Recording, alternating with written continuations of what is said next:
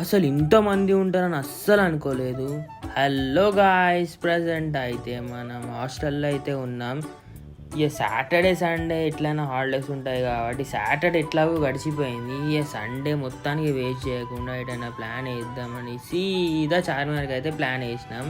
నేను మా ఫ్రెండ్ దస్తులు కట్టుకొని అయితే దొంగల లెక్క బయలుదేరిపోయినాం. ఈవినింగ్ 5:45 అవుతుంది. ఫైనల్గా చార్మినార్కి అయితే రీచ్ అయిపోయినాం. అసలు చార్మినార్ కాడ ఎంట్రీ కొట్టుడుతోనే షాక్ అయిపోయినా. అసలు ఎంతమంది ఉన్నారంటే ఫెస్టివల్ టైంలో ఉంటారు కదా, రంజాన్ ఫెస్టివల్ టైంలో అంతమంది ఉన్నారు. అసలు కళ్ళుడు కూడా వస్తలేదు, అంతమంది ఉన్నారు. అసలు మొత్తం జామ్ అయిపోయింది. మొత్తానికే షాక్ అయిపోయినా అసలు చూసి అయితే. అసలు మంది మాత్రం పెరుగుతూనే ఉన్నారు కానీ తగ్గుతలేరు.